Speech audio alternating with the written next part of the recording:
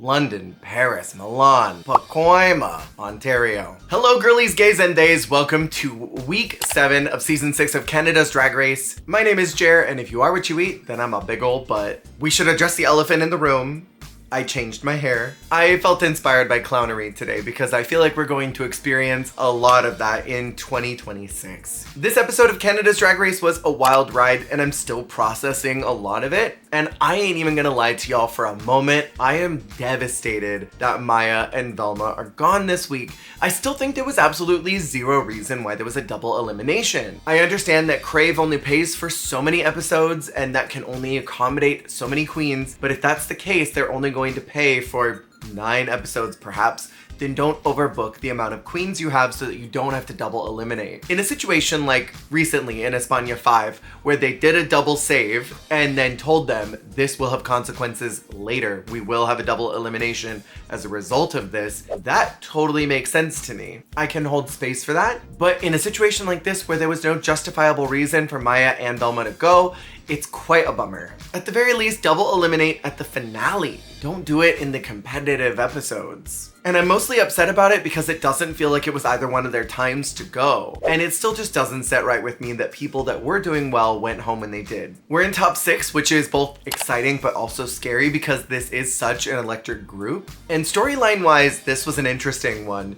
because we finally get a resolve to this Van versus Saltina storyline, but maybe in not the most satisfying way if you're a Van stan. It was a classic star rise, star fall situation where one player in a rivalry gets a win and the other player goes home. We've seen this happen on Drag Race and other reality shows many times. Van getting the win this week and her rival Saltina finally going home was satisfying on a story arc level. A lot of y'all know this already from previous reviews. I have not been living for what Saltina has been presenting, but this week was not her out week from what we've been shown. And this season I think is exciting because I cannot predict but at all what is coming next and how each episode is going to resolve because Drag Race has become so formulaic over the years. I can pretty much look at the beginning of the season and tell where it's going to end, who is gonna fall off where and how. And even though it's refreshing that I had no clue that Saltina was gonna go out at this point, it's still a tad frustrating because some of these eliminations have just felt wrong. And I say that in the sense of an editing perspective. Typically we would kind of have a better idea that some of these players would go home at the times that they did, but in particular, Velma and Saltina seemed like they were going to go much farther. Further? It's further. The American education system at work here. Especially this week. I thought it was in Saltina's favor to win the lip sync. I thought that she had a better performance, and it seemed like the judges were, yes, godding her up until now. And it seemed like she and Van had a little more storyline to go, but they wrapped this up real quick in order to push whatever's coming next. The beginning of the day workroom chat involves Saltina and Van, where Saltina is frustrated that Van kind of took over this moment with Velma. To me, it didn't come across like Van was trying to take over the moment. It seemed like Van just wanted to clock Saltina's wishy-washiness as far as her gameplay was concerned, bring attention to that. I don't think it was anything malicious towards Velma at all, but that's just me. And Caramilk feels like Ebony and Van think that they are the definitive top 2 and they're counting everyone else out. From where I'm sitting, the 2 of them are front runners and they should be considering themselves finalists. I get that it feels invalidating when you are counted out, but also at the same time, everyone should be thinking that they are the ish and that they're going to be the final player. That's the confidence that you need to win Drag Race, even if it rubs people the wrong way. Because there's plenty of time to be friends after the competition. In that moment, you're trying to win the $100,000 and the crown. However, I do have to ask a question. And this is a non-confrontational, just putting it out into the universe question. Aside from Bibi Zahara Benet in season 1, every single winner of RuPaul's Drag Race or Drag Race at all internationally have participated in the Snatch Game, if not did exceptionally well in the Snatch Game. There are outliers of people who bombed their Snatch Games. See Evie Oddly, who won her season. Everyone that has won the crown has done Snatch Game. With Van not having done the Snatch Game, does that affect her overall opportunity to snatch the crown? Or does that not play into effect at all? Just food for thought, because I think it would be pretty groundbreaking if the winner of a season did not participate in Snatch Game, the very first winner to do so since BB. Serene introduces the challenge this week and they looked incredible. Low-key, I'm kind of glad that Serene is here over Carson, but don't tell Carson I said that. I especially loved those alien ship earrings with the dangly bits as the beam. Ugh, they were trendy, they were flirty, and I need a pair immediately. They have such a great style and I want to snatch those and wear them all the time. And the mini challenge is a seductive and glamorous photo shoot for their new perfume. Sammy slinking into that set like a little freaking gremlin took me out. And oh my God, was this the couch that my queen Cece Superstar fell off of and her tit popped out? The challenge overall was giving, can you say, magnetic? It was so early season top model runway challenge coded. They basically had to read from cards, and the edit primed me to believe that one of two people were going to win. Ebony was, in my opinion, the most perfect intersection of sexuality and beauty. She was giving me classic perfume commercial. And this mini challenge makes me miss the actual perfume Maxi challenge. I hope we'll do that someday in the future because I want to see it again. As far as I know, they haven't done it since France won. But maybe another international season did it and I just haven't perceived it yet. And Sammy was giving me the most humor and character blended into one peculiar package when Sammy turned to camera 2 and pointed and said, "Now let me tell you this." Oh, I cackled. Oh boy, did I cackle. PM is called as the winner of the challenge, which I wasn't expecting at all, but good for them. And the Maxi is a reprise of the Design for Brooke challenge from last season, which makes me so happy. Designing for someone is a fantastic vehicle for transferring your own personal aesthetic into someone else's style. I would love to see the España girls do this for Supreme, or the Pinoy queens do this for Mama Pao. I cannot imagine that Pangina or even Nikki would ever do something like this. God knows that RuPaul would never do this. Maybe Priscilla if they ever get another season, but I think that Pao and Supreme would be the most likely to do so. I would like to see it. And during creations, there are all these lingering shots of Ebony looking pissed off at Van Gogh, calling her a conniving. It was giving to me Tiffany New York Pollard. She is a fat. The edit may as well have piped in some black and white flashbacks to Van saying that she would help Ebony in the design challenge. And I get it. If I was Ebony, I would have been upset too. It was kind of a parallel line to what we saw earlier in the season with PM and Hazel, where PM felt slighted by this friend of theirs, and that frustration eked out into their personal relationship. And while I get it, and I'm totally here for Ebony's frustration, I also agree with Van saying it's a personal challenge. Everyone has to do their own work, because if they don't win, they could be on the chopping block. And they don't know if the Beaver is in play this week, and with half of the room not really being Team Van or Team Ebony, who knows what that could look like for them if they landed in the bottom 3. I was very glad that Suki was back in the workroom this week to help the contestants with their designs. Seemingly, each one of them got about 10 minutes to work with her. And the room was struggle bussing with this challenge. It makes sense why most of them chose the Snatch Game over the design challenge, but they could not avoid another design. So it makes me wonder, will there be some type of heavy improv challenge next week to make up for the fact that PM and Van did not do the Snatch Game, so that their choice at the beginning of the season was kind of inevitable because they have to face something else? Imagine they have to do a Snatch Game part 2. I'm getting so ahead of myself. The queens also have their own runway that they need to do before Brooke comes and shuts down the show, and that runway is called Paris Spring Summer. Based on the title, I was under the false impression that we were gonna get a duo runway, a Paris spring look and then a Paris summer look. There was no slash, so there was no actual implication that there would be a duo, and spring summer collections are a thing. I personally would have loved if it was just called Parisian Spring, because it seemed like most of the queens clicked primarily with the spring prompt. So let's talk about these. Sammy is out first, a little Parisian cupcake, but it was supposed to be a flower. To me, it was giving those wicker pots that Midwestern white women love to put next to their couches. She looked really cute in this bubblegum pink. I love the piping of that. The fuzzies on the look was making my nose itch though. overall, it was a slay. Van Gogh is next, and holy smokes. They're giving us this super mod Lee Bowery type of moment happening in these Easter colors.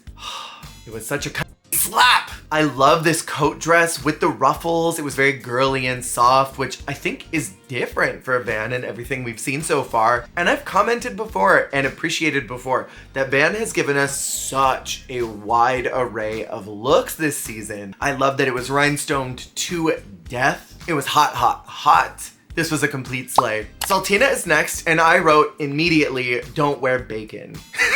I am not a fan of these hyper textured, architectural, but asymmetrical garments that are really trendy right now, where the back is barren and it's just this mini dress with stuff bolted onto it. It was so Laka Udia coded, but if they didn't slay, there was a lot going on and I didn't like most of what I saw. And I wish that these dresses were not so trendy right now because I don't like them. But I'm not a judge on Drag Race, so I guess it doesn't matter. I did like the green ponytail. I thought that was cute. It was a chop. Caramilka's next. I love this carnation bloom. It was very cute, but it was giving me like IKEA lamp. I love the dragonfly details. A dragonfly! I did think the gold was a little floppy looking. I don't know what it was filled with, but the way that it was applied to the garment was a little it was all very camp, totally different from what we've seen so far from Caramilk. I applaud her for doing something versatile, but I don't know if this was for me, so it was a bit of a chop.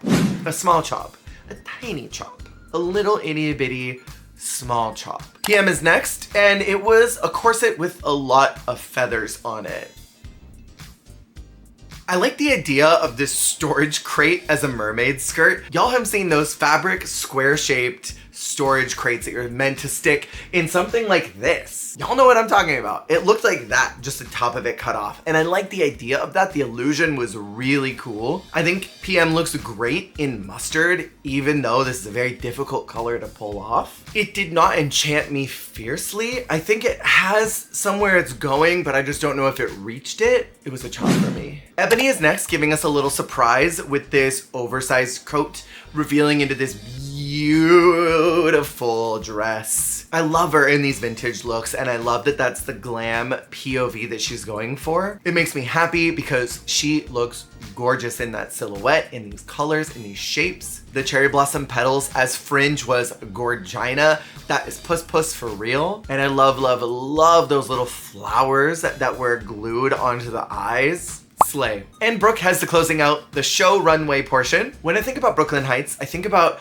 the hyper feminine shape. Lots of volume, little peaks of sexuality. Something that is sort of vintage meets something new. There's a little 80s power suit lady in there. And all of these concepts meld together into this flawless goddess of a package. And I think a lot of the ideas we're getting there. When you're designing something for someone, you want it to look like something that came out of their closet, but you want it to have your unique stamp on it. Whatever your usual POV is, you gotta lean in on that. And I think a couple of these queens did a good job at that. So first out is Brooke wearing Sami Laundry. The shape was hot. When it very first came out, I gasped because I think that Brooke looked great in this sort of trashy chic thing that Sami does that I live for. Fringe is always a good choice, but Brooke did have a nip slip moment. And I think she immediately realized we gotta put on some pasties or something because these cannot be showing all night, because immediately that is course corrected in the next look and you can see the nude pasties. I think that Sami did a good job at incorporating her own personal brand, but it doesn't quite look like something that Brooke would wear all the time because there were construction issues. It was an okay slay. Next out is Brooke wearing Van Gogh. Whoa. Dynasty down. It was so Joan Collins coded. I love the shape of this mushroom peplum. The collar going into the sleeve was pristine. Someone on TikTok today said that it looked like a Filipino terno, which I totally can see, and now that it's been incepted, I can't unsee it. There's quite literally a photo on Google if you look up a Filipino terno. It's like 4 images down and it's in almost the exact same color, very similar pattern, very similar shape. I think Brooke looked great in this. This nails everything I think about with Brooke. Femininity, beautiful voluminous silhouette, but lots of sexuality infused into it. That sort of 80s businesswoman vibe. And then I think it also matches where Van's personal aesthetic is as well, because Van is a showgirl and this is giving showgirl. I love the little element of those pearl strings on the bust and the waist. That was a subtly gorgeous detail, and overall this is beautiful. I think anyone would want to wear that. And I think we all can agree this was always going to be the winning look. Everyone else was just sort of competing to not be in the bottom. Total slay. Max slay even. Brooke comes out next wearing Saltina. Girl, not the bodice falling off. It was at her waist at one point. We need fashion tape, Bradley. This is a fashion emergency. We need fashion tape. I think the black and red was a good idea. We saw a couple of queens go with black and red throughout the evening. My problem is that the way that it was blocked reminded me of competitive checkers. And those safety pins and that random bolt of sequins were lacking proper perspective and cohesion with the rest of the garment. It was just bizarre and they didn't need to be there. It was sort of like, oh, well, I wanted to do a punk look, so I guess I can stick these safety pins in it. They don't really make sense with the rest of the garment, but I'll do it anyway. You can tell that Saltina massively got in her own way when she heard the critique that the dress looked like it was Comic-Con. Even when Suki said Comic-Con's not a bad thing as long as it doesn't look costumey. I think the original design wasn't great, but it was more Saltina than this. And I get that if the designer in the room is saying that your outfit looks like a mess, you probably are gonna want to course correct, but also you should stick to yourself and always do you first. But don't do yourself too hard or you'll put an eye out. The look was a super chop. Brooke comes out next wearing Caramilk. I think that she looked regal in black. I love the texture choice of this glittery fabric, which I think could have looked extremely cheap. The sparkles were lovely on the runway. I liked the cut. I did lose a bit of Brooke's shape, but I think those feather details added a glam element to it. It was very Clue. It was a slay. Brooke comes out next wearing PM. It was avant-garde for sure. It was kind of meandering the road of that McQueen paint moment, but it was incredibly loose fitting. Like, I've never seen Brooke look like a cardboard box shape before because she's got that beautiful cinched waist and those hips. And Brooke said that she's never had someone make her look big in a corset before, which, like, yikes. However, I like the incorporation of that black and pink because those are two colors that can look extremely junior really fast. But I like this color palette and the application of textiles. I think it read as something that PM would have made, and I think it feasibly looks like something that Brooke could have worn maybe back when she first started doing drag. There were good ideas, even down to the beaded fringe that was on the hem. Like, this look was going somewhere. It kind of just got lost on its destination, took a pit stop at McDonald's, got out, went to get a shake or something, but the ice cream machine was broken. So then they crossed the street to go to the Wendy's and got nuggets and just stayed there and didn't go wherever they were supposed to go that day. This is turning into a Ross Matthews story for some reason, but it was on its way somewhere. And listen, this is a chop, but it could have been a slay, I think. Pulled in that waist a little bit, refined some of the textures. I think this could have been a higher look because it's got an idea, and an idea is something you can't kill. V for Vendetta. But this dress should be killed. Brooke comes out next wearing Ebony, and I like this crimson ruffly dress. I like that it looks like it came out of Ebony's closet. I think that's important, but it doesn't quite look like something Brooke would wear often. She did say she had fun in it and she liked it, and I think that counts for something. Brooke looked fun, she looked flirty, and from a distance it looked decently made. Like, it didn't look badly made from far away, but I'm sure up close that's where some of the details were the problem. I do agree the back was a misfire, but I love these colors on Brooke and I think it worked well enough. I think the biggest problem is that the shape was a bit junior, kind of like teen prom to me. But for how stressed out Ebony was in making this garment, I don't think it was awful. Y'all are gonna be mad at me, but it's a really soft slay. It's got potential. The Golden Beaver is gone this week. Shock and amazement. I knew it was coming, but I incorrectly assumed that it was not gonna be until top 5. And I get the very distinct feeling that they did not want Van to have the satisfaction of putting Saltina in the bottom 2,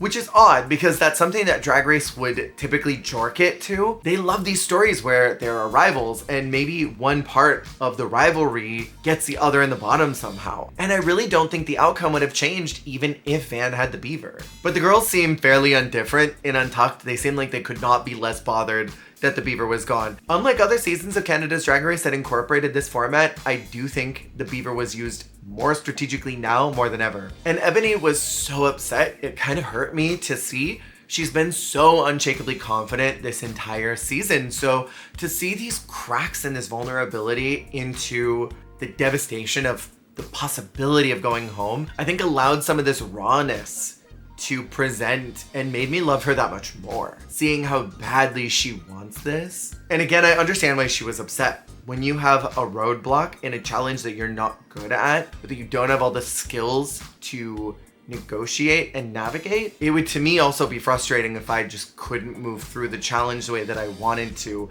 with the same level of precision that I had with everything else up until now. Van Gogh is called as the winner, which made me very happy, and Saltina is immediately called as the bottom queen. Ebony's then called safe, meaning that PM is the other bottom performer. I was thinking that there was no shot that PM was going to avoid the bottom, but it seemed like the player that they were absolutely dead set on sending home was Saltina. And the lip sync song is I'm a Star by Priyanka. It makes me wonder when we're gonna get these absolute finger bangs of songs that have been done by Drag Race girls on mainline Drag Race. Like, when are we gonna get Rubber Doll? That was a pussy pop. Anyways, I think Saltina was active from the moment the song started. Her energy kept building and she had a lot of momentum. She was hitting great beats. And my favorite part was when she mimed shooting that arrow. I thought that was brilliant lyrical play. Last week, I critiqued her mouth movements, and I stand by that critique because I think everything articulation-wise was a little small, but I didn't have that same problem this week. I loved her articulation. I thought she was chomping on the words. She had a lot of bigness in her movements. It was engaging to watch, and I couldn't take my eyes off of her. I honestly didn't live for PM's performance. I thought it was maybe a little everywhere and also nowhere for me. I wasn't feeling the jantasy personally, but PM is called safe. And I think what confused me the most is that the judges seem to have been living for Saltina. And so to see them hard right on her kind of out of nowhere was unexpected to me when PM has had multiple other bottom placements. And so I was kind of left scratching my head, but I do have a little tinfoil hat conspiracy theory. I think the one they want to crown is either going to be Sammy or Ebony. And I think if they send Saltina to the next week, there's a chance that she's gonna do really well, especially since it's a 4-parter, and might end up knocking someone into the bottom that they might have on the vision board to go to the top 2, right? Where, no shade, I don't know if PM will be able to survive every single challenge. And all these bottom placements later, it seems like it's a very clear lock for bottom 2. If PM beats out someone like a Caramilk or even a Van, I'm gonna be gooped. And I hate to say it, but I think PM might be a Spicy Sunshine archetype. Brooke said that next week is going to be the biggest shakeup yet, and the commercial showed us that it is going to be a 4-part challenge, seemingly based on charisma, uniqueness, nerve, and talent. I got ahead of myself earlier, but I would love if they had to do their alternate Snatch Game character, a really short, abridged Snatch Game. Some type of stand-up challenge would be great for nerve. An actual talent show for the talent portion. I could speculate so much, but I kind of just want to enjoy the ride. What'd y'all think about this episode? Let me know in the comments below. I will be covering Drag Race Season 18, potentially tomorrow. Keep an eye out for that if you're interested. Thank you all so much for watching, and I will see y'all on the flip.